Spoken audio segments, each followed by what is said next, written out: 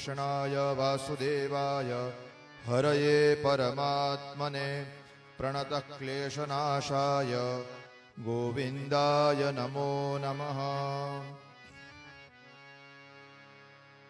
અદ્ય જોડિયા ધામની 50તમ ગીતા મહોત્સવે રારાજમાનાઃ સર્વે ભગવત સ્વરૂપાઃ તથા ચ સંપૂર્ણ જગતિ સત્ય પ્રેમ કરુણયા સર્વાન શ્રોતॄન પ્લાવયંતી આપ્લાવયંતી ચ તાદૃશાઃ પૂજ્ય બાપુચરણાઃ શાસ્ત્રબોધન તત્પરાઃ વક્તારઃ ગીતોમૃત પિપાંસવઃ સર્વે શ્રોતારઃ તાન સર્વાન પ્રણમ્ય અદ્ય ભગવદ ગીતા વિષયે કિંચિદ અહમ વક્ષ્યામિ. આપ સૌને જય સિયારામ, પ્રણામ. 50મો ગીતા જયંતિ મહોત્સવ એટલે હમણાં જ રાજકોટમાં માનસ સદભાવનામાં 8મા દિવસે પૂજ્ય બાપુએ કહ્યું હતું કે મહાભારતમાં જે છે એ ભારતમાં બધે છે અને માનસમાં છે એ જ આ બધા જ જગ્યાએ ભારતમાં છે. યન્ન ભારતે તન્ન ભારતે, યન્ન માનસે તન્ન માનસે. એટલે કે જે મહાભારતમાં છે બધું જ ભારતમાં છે, જે માનસમાં છે એ જ બધું આ સંપૂર્ણ જગતમાં છે. તો ગીતાજી અને રામચરિત માનસનું કેટલું બધું આમ સરસ મજાનું એવું સુંદર મજાનું સામીપ્ય દેખાય છે વ્યાસજી અને તુલસીજીનું. અને બાપુનો આ જ પરિશ્રમ છે કે જે માનસમાં છે ને એ માણસમાં આવે ને તો આ પરિશ્રમ સાર્થક થઈ જાય. અને એનો આ પરિશ્રમ છે એટલા માટે ગીતાજીનો પહેલો અધ્યાય અને એનો 15મો શ્લોક, પાંચજન્યમ ઋષિકેશો દેવદત્તમ ધનંજય પૌંડ્રમ દદ્મો મહાશંખમ ભીમકરમા વૃકોદરઃ.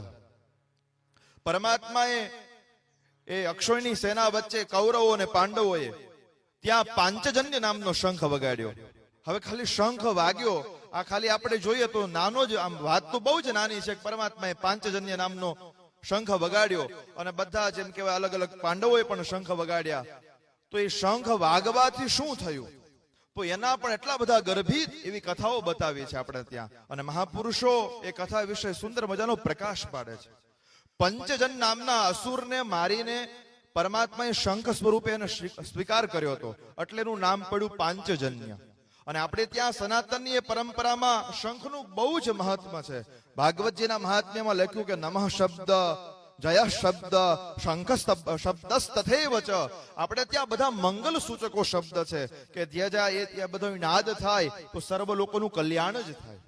પણ જે આપણા જે 5 તત્વો જે છે, પૃથ્વી તત્વ, જલ તત્વ, તેજ તત્વ, વાયુ તત્વ અને આકાશ તત્વ, એમાં વાયુ તત્વનું પ્રતીક એ શંખ છે.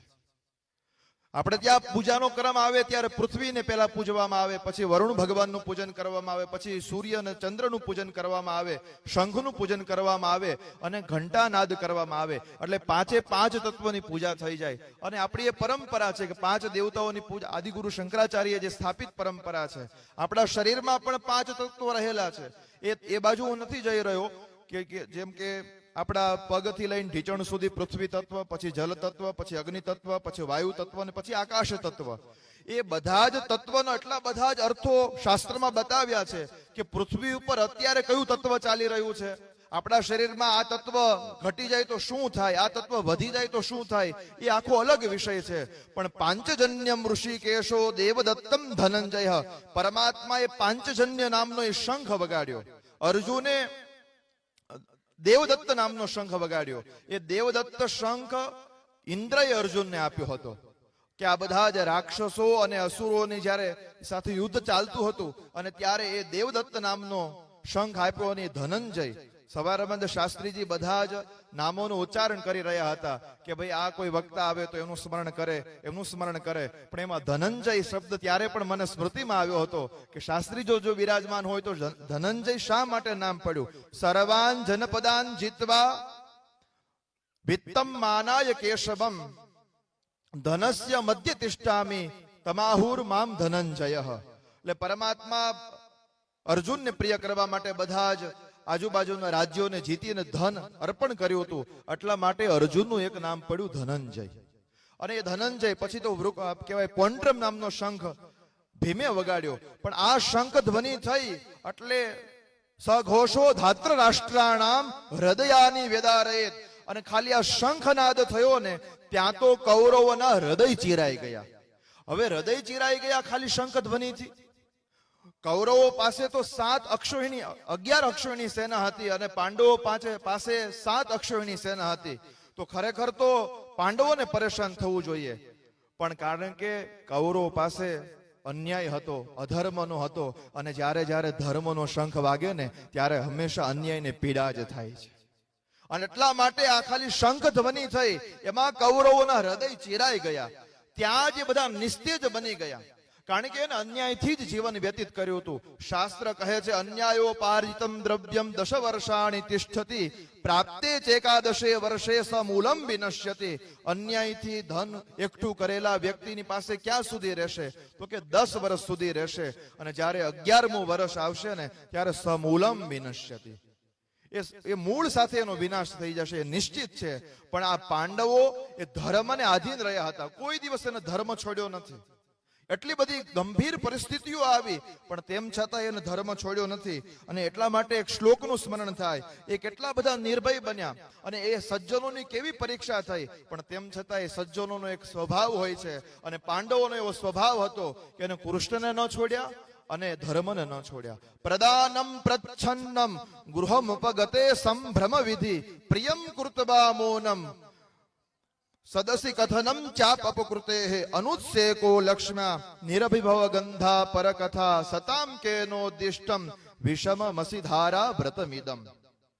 એટલે કે કૌરવો કહેવાય પાંડવો કેટલા સજ્જન હતા. પ્રદાનમ પ્રચ્છન્નમ, કોઈ વ્યક્તિને મદદ કરે ને તો એ પણ મૌન થઈ જતા હતા. ગૃહમુપગતે સંભ્રમ વિધિ, કોઈ અતિથિઓ આવે તો એનો એટલો બધો સત્કાર કરે. અને આ જ શ્લોકમાં એટલી બધી મહાભારતની કથા છુપાયેલી છે. અને કે આ બધું જ અતિથિઓ ભગવાનના સ્વરૂપમાં આવે તો એનું બધું અર્પણ કરી દેતા હતા. અને પ્રિયમ કૃત્વા મૌનમ, બધું જ કરીને છતાં પણ મૌન થઈ જવું. અને સભામાં કોઈ કરેલા ઉપકારના વખાણ કરવા, લક્ષ્મીજી હોવા છતાં પણ નિરઅભિમાની રહેવું. અને એમ કહેવાય કે કોઈની નિંદા અને કોઈ એવો ચર્ચા ન કરવી.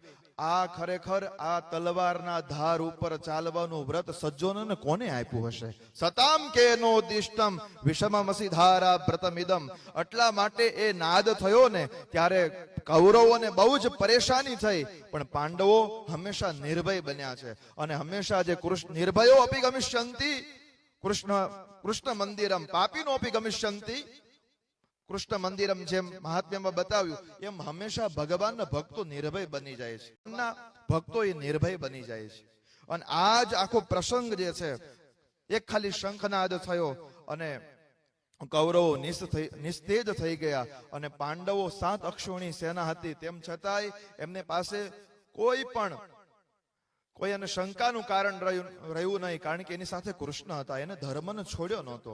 અને અરણ્યકાંડ રામચરિત માનસમાં અને જ્યારે સીતાજીના હરણ કરવા માટે જ્યારે રાવણ જાય છે, સુન બીજ 10 કંધર દેખા આવા નિકટ જતી કે વેશા જાકે ડર સુર અસુર ડેરાહી નિશી ન નીલ દિન અન્ન ન ખાઈ 110 શીશ સ્વાન કી નાઈ ઇત ઉત ચિતઈ ચલા બડી હાઈ ઇની કુપંથ પગ દેત ખગેશા રહન તેજ તન બુદ્ધિ બલ લેશા. જેના આ રાવણ જ્યારે સીતાજીનું હરણ કરવા માટે ગયો અને ત્યારે જેના રાવણના ડરથી દેવતાઓ અસુરો પણ એમ કહેવાય ભયભીત થઈ જતા હતા.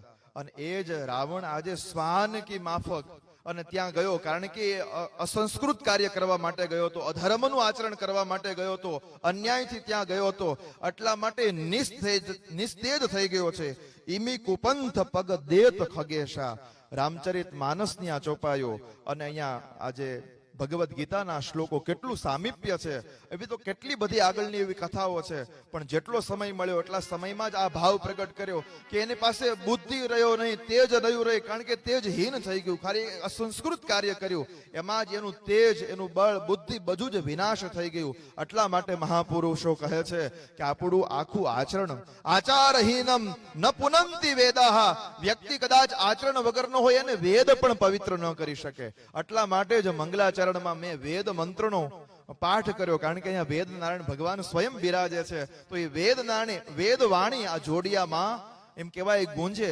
આપ સૌના ચરણોમાં સમર્પિત કરી મારી વાણીને વિરામ કરું છું. સૌને જય શ્રી કૃષ્ણ, જય સિયારામ.